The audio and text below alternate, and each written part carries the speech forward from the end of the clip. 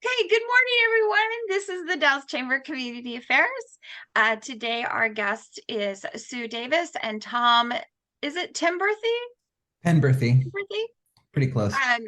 You can correct me in a moment. I have one of those last names, but they are with the Columbia Gorge Foundation and many other aspects of the college that has kind of got a new purpose and a new vision and coming together. So Sue started out with just the foundation and it has grown. So they will tell us a little bit what's going on, what that vision is, and where we can step up to the plate, and also where we can just be partners and participants. So before we do that, we're going to go around the room and we'll introduce ourselves and our organization that we belong to. And if you promise to keep it short, you can let me know what is going on. The other good spot for that is in the chat. Put a link or whatever you've got going on for events, things coming up, things you want to do. Sue, that's where I suggest that you put the listening session for the strategic planning. It's in my email and on my calendar, but that's where I put that. So be watching the chats. I will watch them also when we have our speaker going. So if there's questions, I can make sure that they're addressed, because it's always fun when you're on Zoom, making sure you see everybody. So with that, Corliss, would you like to start our morning?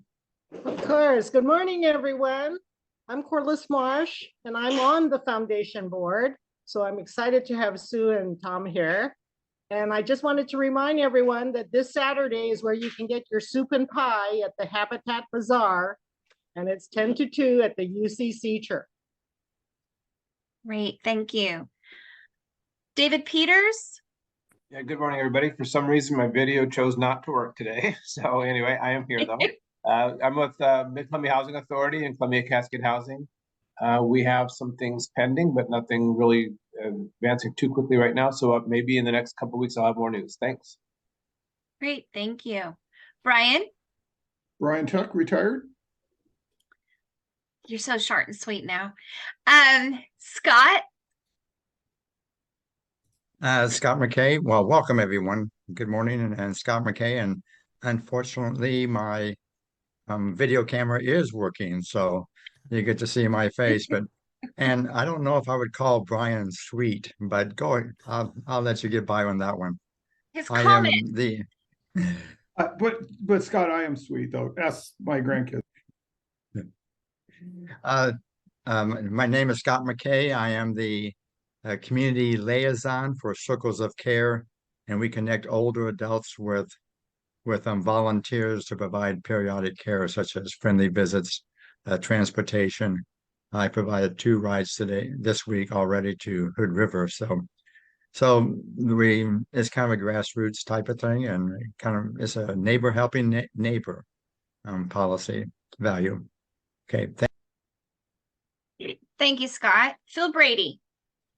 Good morning, Phil Brady, Wasco County Commissioner. I just looking at my schedule, and it's been one of those weeks where I've had lots of really good meetings that are, laying the groundwork for things that will come in the future, but nothing else to do. Scott, if you want, I've been playing with a program related to my astrophotography hobby that will give you a digital makeover. If you want a digital makeover, I can do it. Send me a photo. I'll take care of it. Okay, I'll get in touch with you, Phil. Thank you. Yeah, sign me up for that one too, please. Okay. Maybe we just need to do a class, Phil. That'd be fun. Well, we could do a class on ChatGPT.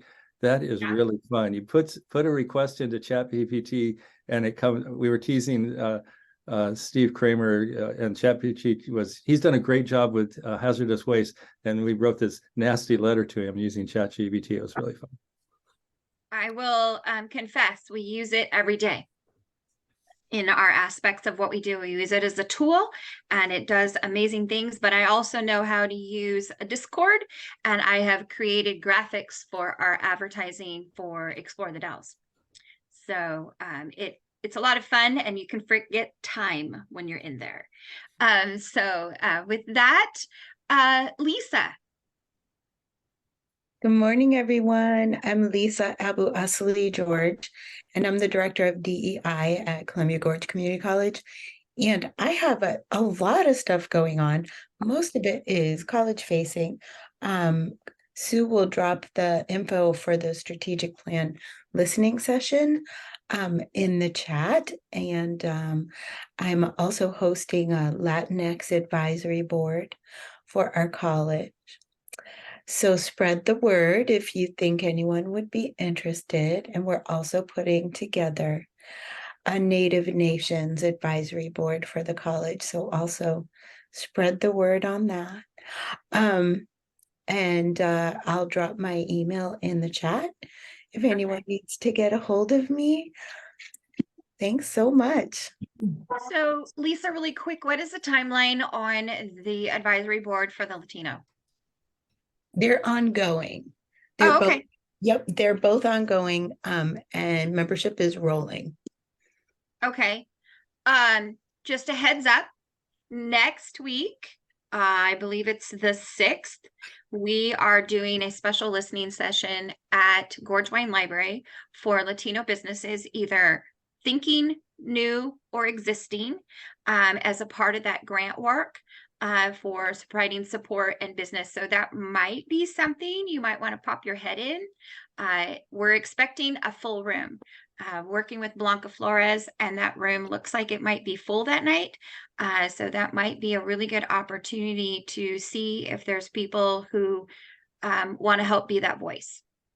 Oh, that's fantastic. Thanks. Thanks, Yeah, Lisa. so just get a hold of me later and I'll send you all the details. It's on my Facebook also with all the details of where and the times. Got it. Yep. So What with that, and I'll try to grab the link and put it in the chat here in a minute if I can manipulate all this without losing my computer again. So with that, I am just honored that I loved having our conversation the other day, Tom and Sue. It was great just to visit and listen to all the positive and the different things that we can help with and partner with. And seeing that growth and where it's going. So I now introduce Tom and Sue, and I'm going to let them take over. I know that they have a screen share set up and everything for you, so it is all yours. Can I just say one quick word before the first thing we're going to do actually is we're going to show you guys a video, which is kind of fun. And I'll just preface that by saying that our college has invested energy and resources in creating the Office of Advancement, which Lisa mentioned that I had originally started as our foundation director. And then when Dan Spots rudely left our staff, we had some shifts in the college. We got a new president, and our president asked me to start our advancement office, which includes institutional marketing.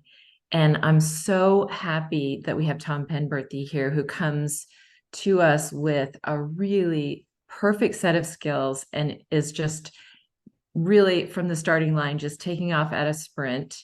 And one of the first things we did when Tom and also we have a new marketing coordinator arrived is we created this video for our donor luncheon. And we wanted to share it with you all because it really gives you a feel for our mission in one band of the work that we do, which is our career and technical education, which is a critical part of what we do. And our luncheon was hosted in the Skills Center. We did tours of that facility so people could kind of get their hands on what does that really look like to be in advanced manufacturing and fabrication or construction technology. And then this video shares student stories of what that experience is.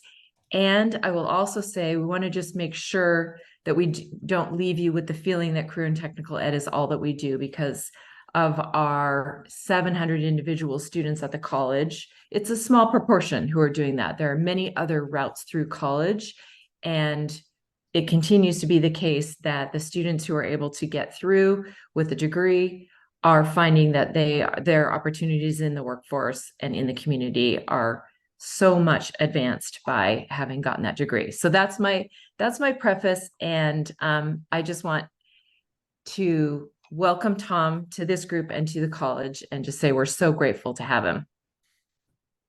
Thank you.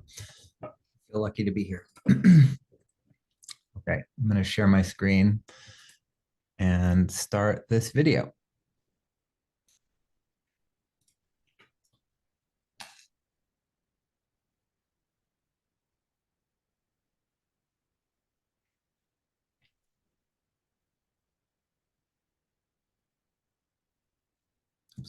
shoot.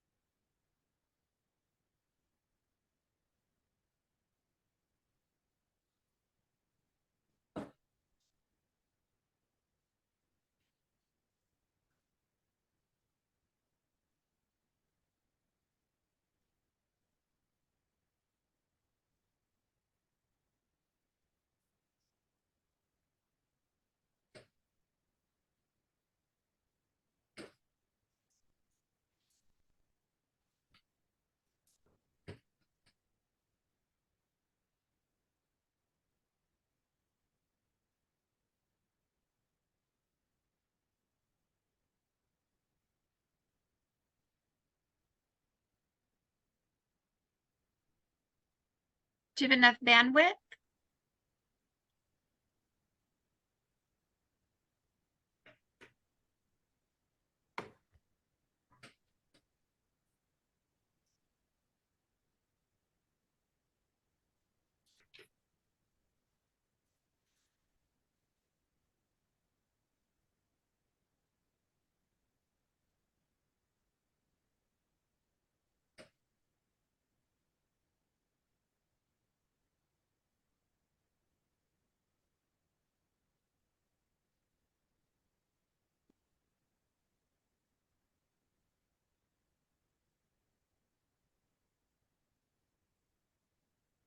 Do you need any support, Tom? I don't think so. Okay.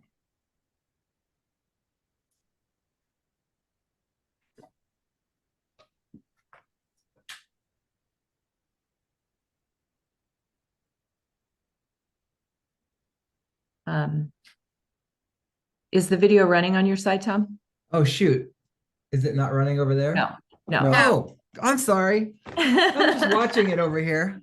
Jeez, I had no idea. How's it going? Oh, weird. So, Gosh, guys, I'm so sorry. Hang on. so two things. First, check to see if you're sharing just the Right video screen. screen. There you And go. I've had trouble sharing videos over Zoom in the past Wait. because there's not enough bandwidth to upload from your side and download to our side. Okay. Yeah, I'm gonna do that. It Share the also, app. if you have a dual screen, you need to Right make sure now. you're sharing the right screen.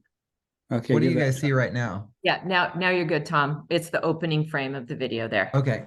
Yeah. Gosh, I'm so sorry. No Next worries. time, don't No, let me no. go so long. We are Just like, patient. We've please, all been playing. there. Okay, Okay, now here we hit go. play. So sorry. And then tell me if you can hear it.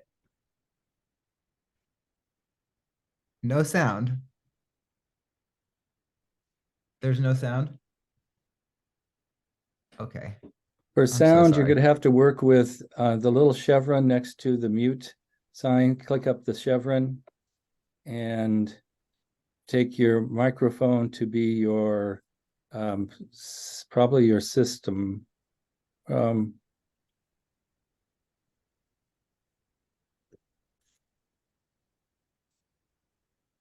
So, start it for a second okay. and then pause it.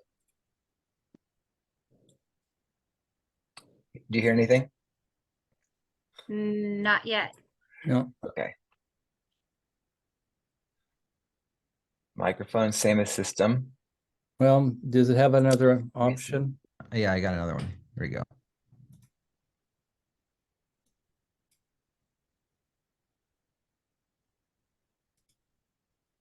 Not anything there either. No. All So, right. yeah. Hey, should we switch to you, Sue? Yeah, sure. Or we can put a link to it into our chat and we can all grab it and watch it a little bit later.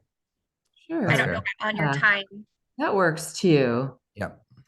Um, Okay. and then, we could, yeah. Such a good movie. Well, Yeah. put it in the link so we can all grab Okay. it. Okay. And that way we can make sure that we can see it. That sounds great. Yes. Perfect. So in that case, Okay. if back to sharing of our slide deck. Do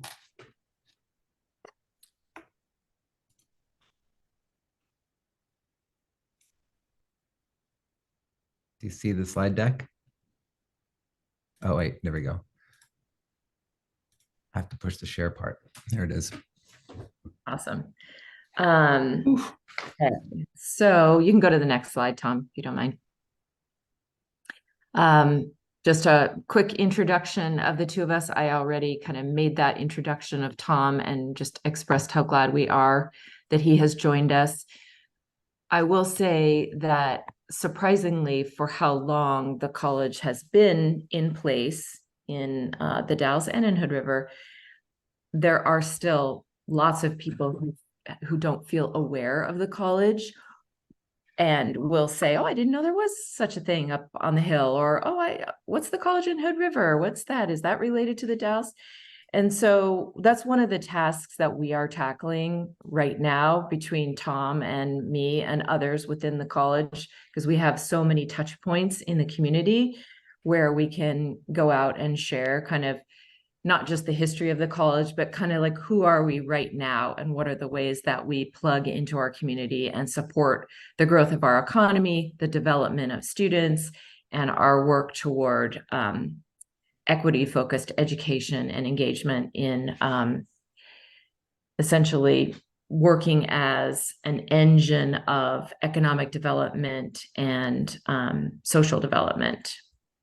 So we're really happy that we have the staff that we do, and that we have that momentum and that sense of will in our college.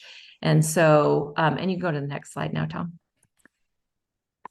So it's a new school year. We have a new president. We do have a refined vision for how we best reach and serve our community. And we strive for the measurable outcomes of a successful community college. So our most recognizable sort of anthem is building dreams and transforming lives. And so right now we are in a phase of looking at how do we do that? How do we build dreams and transform lives? So our enrollment, like pretty much every college across the US, continues to be somewhat lower than pre-pandemic levels, but our trend line is headed in the right direction. We're headed up. And as our leadership considers how best to build that path forward, we're focused on equitable access, equitable success, and community engagement. I wanted to talk a little bit about what it is to be a Hispanic serving institution. So it's defined as a not-for-profit institution of higher learning with a full-time equivalent undergraduate student enrollment of at least 25% Hispanic students. So the Columbia Gorge Community College meets that standard, and we are certified as a Hispanic serving institution. And one of the tasks that we have before us is to understand what that means to serve our Hispanic population. As I mentioned, we have about 700 students in the college, and about 80 are the first person in their family that's had an opportunity to pursue education beyond high school. So that's one point. And then about 70% across the US of Latino college students are the first to attend the college in their family. And we know that first generation students face unique obstacles to completing a degree, and that generally includes lack of preparation for college, higher levels of poverty, lack of available resources in college and high school, and a sense of not belonging in higher education. So I'll just point out that our college is currently working on what we're part of a statewide, or actually nationwide, Lisa could comment on that, climate survey to understand what those strengths and weaknesses are in terms of our climate for students on our campus and in our community. So we'll have more takeaways from that once we've completed that survey, and we can look at the ways that we can make positive impacts for the whole community with a focus on those students. So for now, I will say that We are also in progress on our institution-wide strategic planning, and that involves our staff, our faculty, our Board of Education, and our community. And you're going to hear several times in this presentation how much we want you to show up on December the 14th. We have 2 sessions for strategic planning that are going to be synchronously linked by Zoom. I'm going to host the one in Hood River at our campus there because that's closer to where I live. Dr. Kenneth Lawson, our president, will be hosting a session on campus at the Dalles campus. And we will be working on our strategic plan, which is going to feed into the next point on the slide there, which is strategic enrollment management. So as I mentioned, our enrollment, like institutions across the US, is lower than pre-pandemic levels. We are taking a very strategic approach to what are the programs that we need to build out, who are the populations that we need to reach, what are the services that they need on our campus and in our institution for them to be successful and for them to be part of our mission of serving our local community, preparing them for jobs, preparing them for life, and essentially building a healthier and more thriving community here. So that also ties to, when we're talking about strategic enrollment management, really strong connections to our local economic development organizations so that we are very closely connected to our industry partners and we are able to link our students to our local industries, and we're able to create and refine programs so that they're really well tied to regional job opportunities. And then I will go to that next slide, Tom. And just back one. Yeah, Oh, there we whoops. go. Yeah. Sorry. So I'm actually, if I can do this, I'm going to pop this into the chat. It's a link to this study, which was conducted by an organization called Lightcast, and it is a measure of community colleges' impact in Oregon, statewide, in the aggregate, and then region by region, the ways that community colleges are supporting our local communities, essentially through, and I'll give you a few measures of this, dollars. So the Columbia Gorge Community College essentially is responsible for the movement of about $45 million through our regional economy. And that is measured through things like our students' engagement in the economy as workers and as people who start businesses. So this captures our existing students and our alumni. It measures spending of the college in the local economy, so procurement, and it measures our salaries and the funding that gets put toward that. It measures all of the employees and all of the students spending in the economy. So just in the fiscal year 21-22, CGCC moved about $45 million through our regional economy and are connected to or support in some way 645 jobs in our region. So that's a pretty impressive number. And if you look at it across the state, the 17 colleges, community colleges in Oregon, generate about $9.6 billion, and they support 1 in 22 jobs. So the impact is very significant in the aggregate beyond just student by student, individual opportunity by individual opportunity. So take a look through that Lightcast study. It is on our website. It's in the chat link. And there's some really, really compelling information there that can kind of help you get a picture of those bigger, more in the aggregate sort of impacts of the college. So that's my introduction. And I think, Tom, you are on to the next slide. Yes, thank you very much. So as Sue said and Lisa said, I started here at CGCC this is day 22 for me.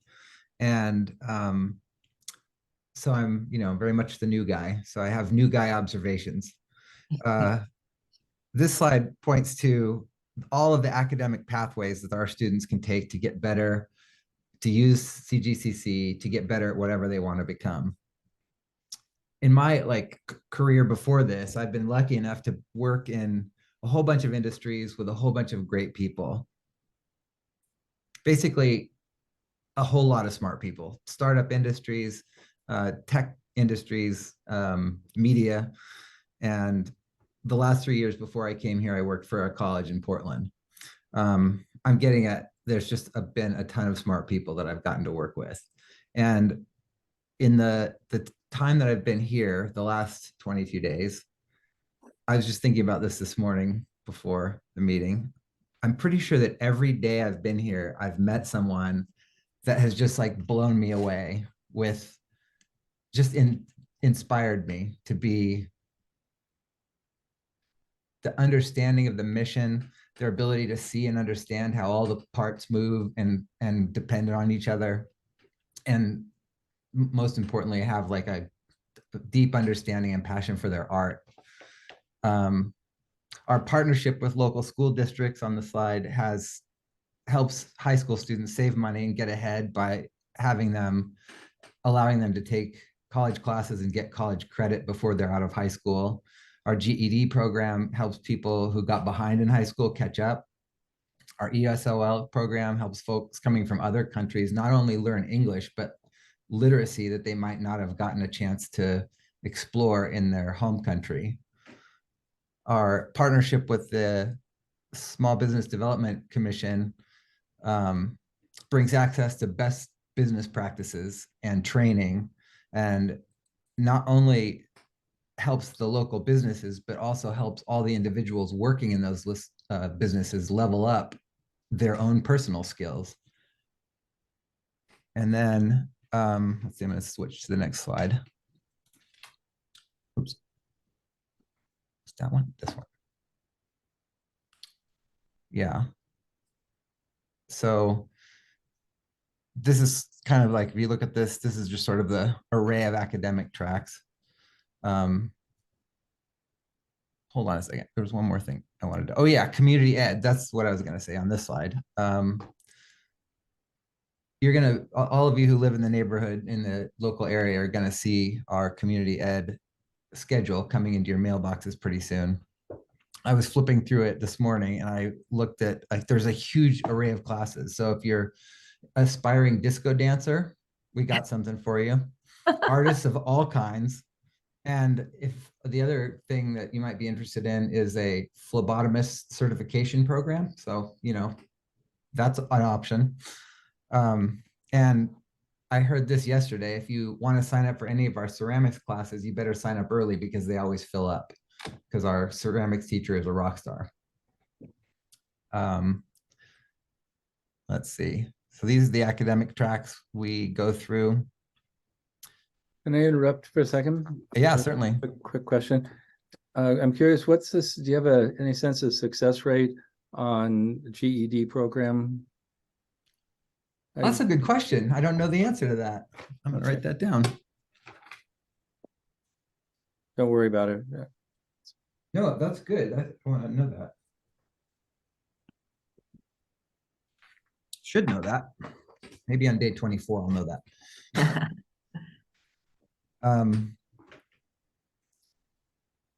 So yeah, the academic tracks, these are the, like Sue said, the sort of the bread and butter, the most of our students go through these programs. I wrote this down for myself. The vast majority of CGCC students come to us for one of the pathways I've just mentioned, meaning they come here because we offer a pathway to a desired educational career or career outcome. We're close to home and we're more affordable than any other option. Everybody I've met here so far is super dedicated to providing our students with not only that, but a high quality product. And then the next slide is starts talking about our tech and trades. Advanced manufacturing and fabrication, aviation maintenance, construction technology, and electromechanical technology. Because as we know, our region is home to a range of companies that need a highly technical workforce. Advanced manufacturing and fabrication. This includes welding, CNC operation and programming, and program design, product design, creation using blueprints and CAD software. Our students get real world experience with product design, prototyping, and manufacturing. And we work with a lot of industry partners they'll come up and use our facilities and train their people directly on our gear because it's so good. Students learn about metallurgy. They'll find answers to questions like, why do I need this kind of math? Which I've asked in my life, in my school life. And these are where the answers are. Problem solving, collaboration as they design and prototype, test, and build and refine products just like they would on a job. Aviation maintenance. This was an interesting statistic I found in the United States. There's a huge amount of aviation mechanics that are all coming to retirement age at the same time. And so there's an impending, dearth of new mechanics to fill those roles. And so the students who come out of this program not only can find jobs around, Oregon and Washington, but across the country if they want to, and they're in high demand. So it's pretty great. Let me ask another question, slip in. Please. Going back to the CNC machines, there's going to be a big market for what's called mass timber. And I'd be interested if the community college knows stuff, is interested in that, but if not, write it down because it's a suggestion of a place to look. What mass timber is making very thick plywood and then using machines similar to the CNC machines to drill the shape. And then you've got the whole wall to a prefabricated house. And it's amazing. The new wing of the Portland airport is built in this technology, and it's going to be the future of wood fabrication here in the Northwest and around the country. That's And fascinating. since we have That's a CNC program at community college, those skills transfer directly into working on wood. Exactly. And then we also have a construction technology program, 2 certificates and an AAS degree, and they're right across the hall from each other. So that'd be a great tie-in once we get there. And I'll just interject super quickly that in the CTE programs, there is a lot of that sort of cross-pollination between programs. As an example, Tom and I are going on a tour down at what used to be the SDS mill here in Bingen, where I think, that kind of conversation would make sense to have. So.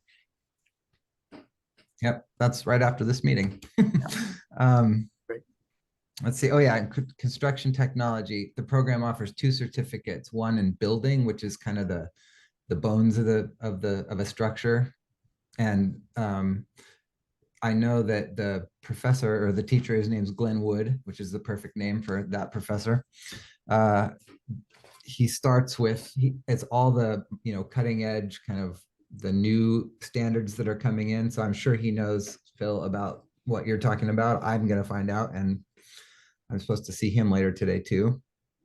And then the finishing certificate is more of a finish carpentry. So if you go through the full 2-year program, you come out of the program with all the skills you need to walk into a job. And let's see, I got 2 things to say about that. The programs are very rigorous because all of our teachers know that what they're trying to do is give students the experiences like they're going to get on the job site. So when they walk in, they're not surprised. And yet also the instructors are also aware that the students are coming from environments that are challenging, or they're coming from situations where they have to work full time or take care of family members or whatever. And so there's a lot of collaboration that goes on all the time for how to keep students engaged and still able to meet their real world responsibilities, which is really like heartwarming to see that. And then Glenn in the construction tech was telling me about oh, he may have talked about that in the video, but he was telling me about a scholarship or a internship program that his team runs, where when they get students who, you know, are about to graduate, they'll go to a construction company or whatever, and they'll say, you know, we have a student we think would be a great employee for you. We understand that you may not want to take a risk on somebody who's brand new. So we have a program where we will pay their salary for the first 3 months. And you guys get to train them to be the carpenter that you want to keep for a lifetime. And we'll take care of that first 3 months so you can get the confidence you need to, you know, get a new person who is just who you need to be. I think that's fantastic. Hey, Tom, Yes.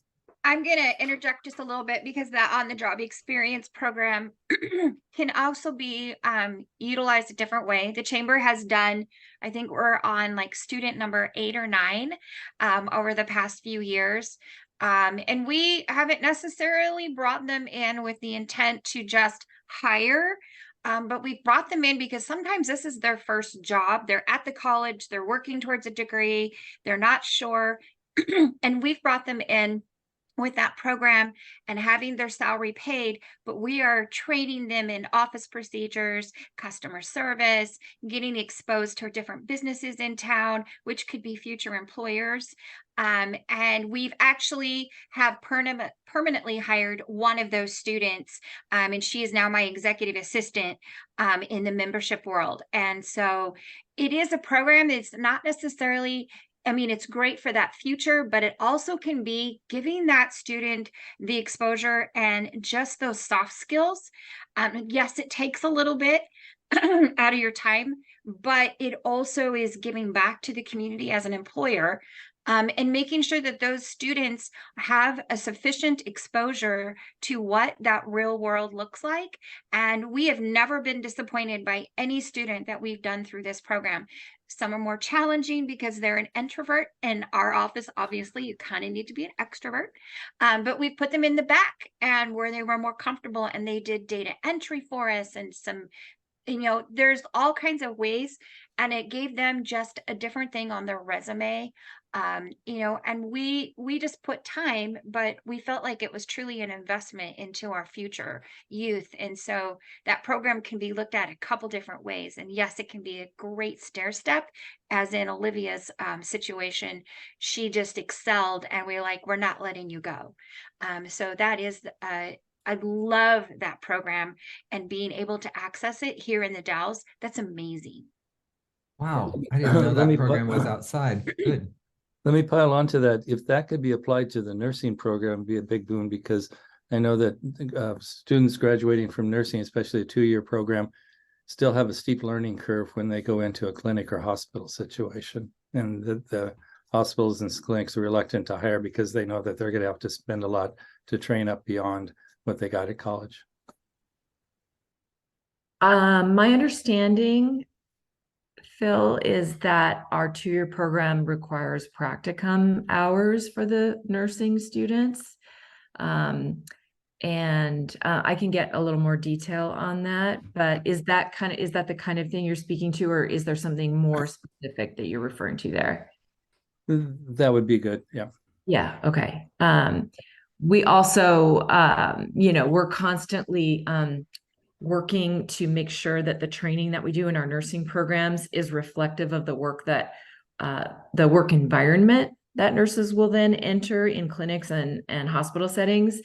And we're actually undertaking some capital improvements in our health sciences space to modernize our simulation lab.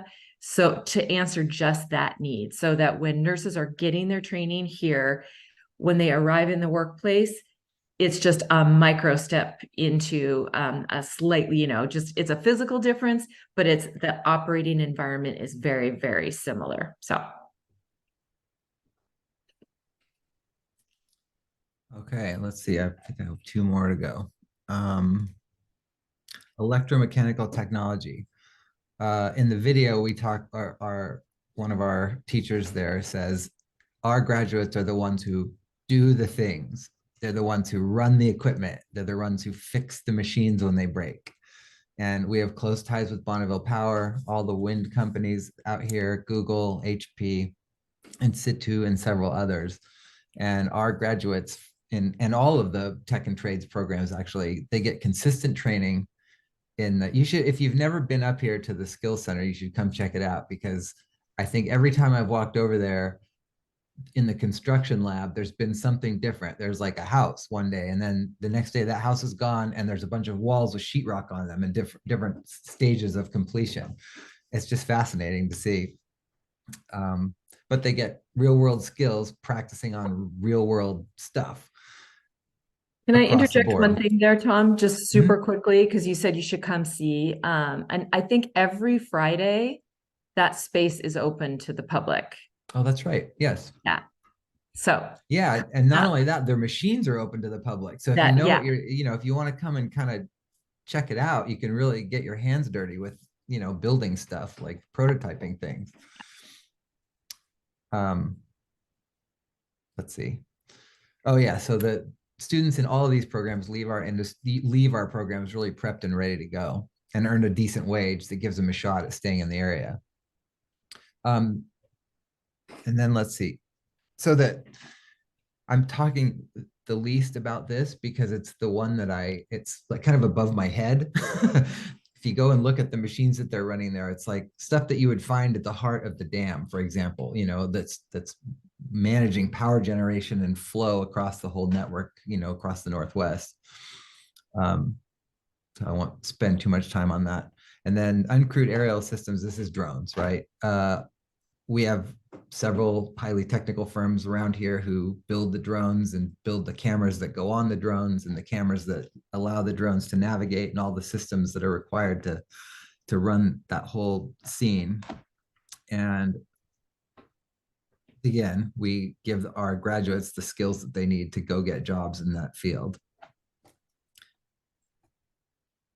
And then, workforce development is basically another way, that phrase is basically another way to describe teaching people how to think critically, collaborate with teammates to make stuff go, to help them learn and get better at whatever they want to do. So college, right? There it is. My favorite slogan for CGCC is that we are the heart of higher education in the Columbia Gorge. And all of the programs that I mentioned, that Sue mentioned above, all the like other activities we facilitate, like job fairs on campus, internships, and all that stuff, are all geared toward educating our community. And that's what we want to get better at doing. And we want to get better at letting more of the community know that we're up here and we've got lots of stuff to do. And that's why I'm here. Find the ways to tell the people what's available. That's all I've got. Oh yeah. Sue, back to you. Okay. All right. So this is just, we don't have a ton of time left, so I'm going to be kind of quick here, but as I noted earlier, the college added about 45 million to the regional economy and supports, oh, you can go up still, Tom. Thanks. Supports about 645 jobs regionally, so huge impact, but it's more than that. So it's an engine for economic and social advancement. And when students succeed, our community thrives. So what our Office of Advancement is sharing generally as a message is just that there's really no part of the greater Columbia River Gorge that isn't touched by that or that shouldn't be invested in that success. So we are positioned to tell that story to willing listeners across the greater Columbia Gorge and beyond, whether that's to philanthropists, because we do fundraising, to policymakers, grant makers, industry partners, our peers in higher education. That's our role in advancement. And so if we're successful, you're going to hear a lot from us. So you can go to the next slide then, Tom. And I'll just quickly touch on the work of advancement. So the Office of Advancement includes the College Foundation. So the College Foundation is a separate nonprofit that raises money largely for student scholarships, but pass-through funds come to the foundation for program-specific needs. And one example of that is Providence Memorial Hospital Foundation sends funds through the foundation to touch those students coming out of our nursing and medical assisting and CNA programs, because those students, when they complete those programs, they can't just show up in the office without a watch, without a stethoscope, without the scrubs, without a set of scrubs, without appropriate shoes. So funding some of those just sort of concrete needs of successful students, they've gotten a job. Now, what's that last thing that could stand between them and success in their careers? So pass through opportunities like that. The foundation really does have a long and successful track record in fundraising for student scholarships, though. So keeping that in mind, in 23-24, we awarded $200,000 in scholarships for our students, which is a fantastic number, and also one that doesn't quite meet the needs of all of our qualified students for those funds. So that is one of the goals of the foundation, is to meet all of the needs of the students who are qualified to get those scholarships. Those scholarships really bridge the gap between student, family, and other funding sources for students. And the key there is that they can prevent dropouts and stopouts, because we know the longer it takes a student to complete a degree, the more likely they are to go into debt, which that debt then dampens that otherwise really strong impact on their economic prospects. So the return on investment in the first year after a student completes an associate's degree at the college is that they are going to earn $7,000 more annually than their peer in the same job who doesn't hold that degree. So we know if students can push through, they're going to see a very quick impact. And so that's one of our jobs, is to ease that path to success for those students. And then I guess my closing thought there, because again, we have very few minutes left, and I think we'll probably have some questions, is that CGCC really enables our community members to continue their educations without leaving home, and prepares them to live and work here in the Gorge. And that when the college advances, students advance, and our community benefits. And that actually, let's go to the last slide and hold there, Tom, because this is, second to last. And we'll just hold there while we entertain questions, so that you can clearly focus on that date of December 14th. Okay, to open it up for questions, we have 6 minutes.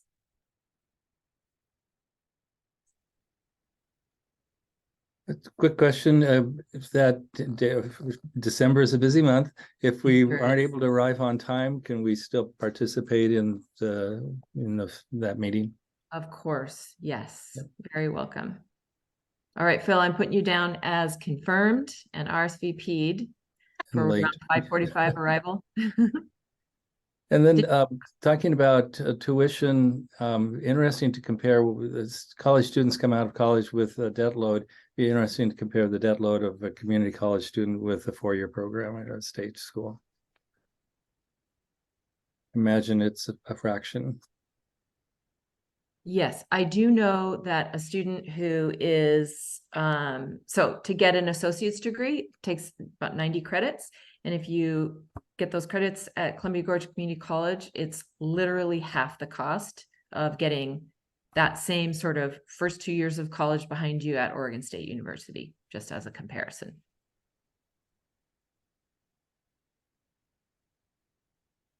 And debt is only one part of that picture. I would say that while students can benefit from having a lower cost piece of their education for their first 2 years of a 4-year, students who attend community college for the first 2 years of their 4-year degree generally report that they have experienced more of a sense of community, more of a sense of belonging, more of a sense of devoted and excellent teaching at their community college. And I mean, I just have really anecdotal evidence from Columbia Gorge Community College, Mount Hood Community College, Portland Community College, but this is ubiquitous anecdotal evidence, right? Students get to attend smaller classes, where at community colleges,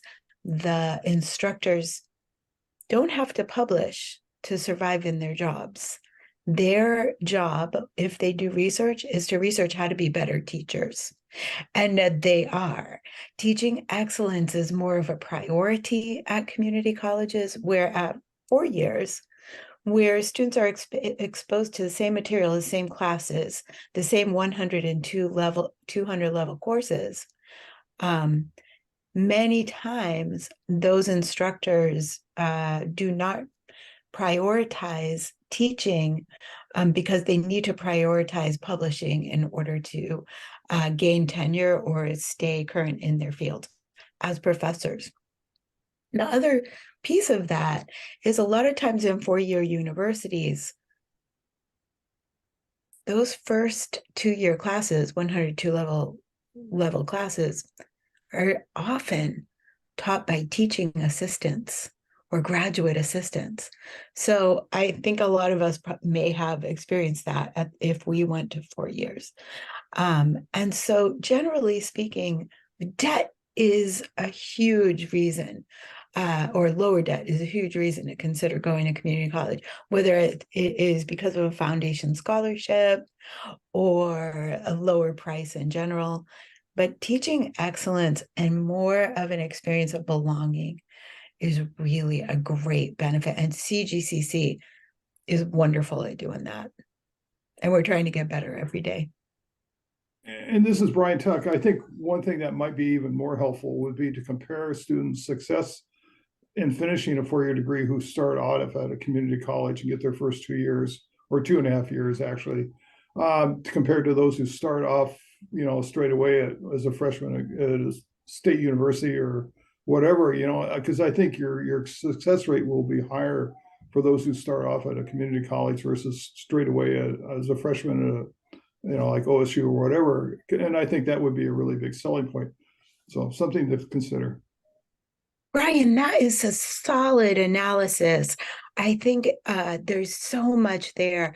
And also, in some cases, not all cases, if we compare the population of students who attend community colleges first with the population of students who attend 4 years first, a lot of times what we're seeing at community colleges, returning students who are adults, right? Not fresh 18-year-olds into college. We're seeing people with kids, people with jobs, people with caregiving responsibilities.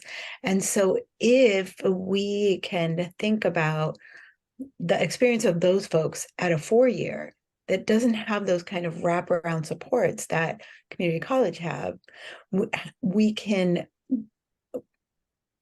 extrapolate that they might not have been as successful at that 4-year state school.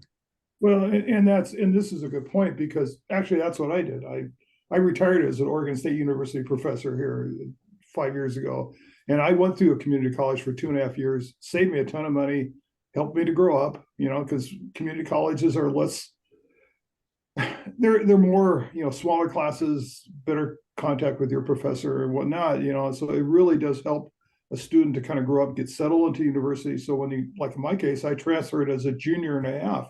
I took 2.5 years. I started, so I had a higher level when I started the university. I was able to get, classes that I wanted versus starting as a freshman. So there's a lot of really positive factors that I think students should know about by starting at locally. Save money, you're closer to home, you got more support. Then when you go on to the 4-year college, you're better able to manage that experience, and you're more grown up, and you're kind of more settled in what you want to do. So there's a lot of really good things that kids need to be aware of. Our daughter did that same thing, our sons as well. And so I'm a real strong proponent of that. Start off locally, then get into the 4-year college, have a better chance of getting your 4-year degree, advance, maybe going on to master's or PhD. You're likely going to be more successful. So something to really let kids know about. Let me throw in here, since we have an academic panel here, if you want to have some fun Christmas read, wintertime read, I just put in a title, Dear Committee Members by Julie Schumacher. I cried, I laughed, I cried. It's a great read for anybody close to academia. If you'll see it and recognize it and have fun read on it. Phil, I did read that. Thank you so much. That is priceless. Yeah, that's Yeah. great. I recommend to everybody. Okay, with our time just a little bit after 8, I want to be respectful of everybody's craziness schedules because it seems to go into ramped up speed once we hit November. First off, thank you, Sue and Tom, so much for sharing. I love just the partnership that our college has with our entire community. I really appreciate that. If you have further questions, I know how to get a hold of both of them. So reach out to me and we can do that. And with that, check the community calendar because I will tell you, this community ramps it up for the holidays. There is so many opportunities to do that shop local that please don't let me see you not shopping local. So there is lots of things going on this weekend. You've got the Festival of Trees on Friday. You've got Santa everywhere in the Dalles this year. There is at least 6 to 7 Santa sightings happening this year. And so please just enjoy our community and take a moment to just be. Don't let it rush right by you. So everybody take care and have a super day and have an amazing weekend and be careful because they say there's those little magical white snowflakes might possibly fall today. One of us likes it. So anyway, take care and you guys all be safe. Bye-bye.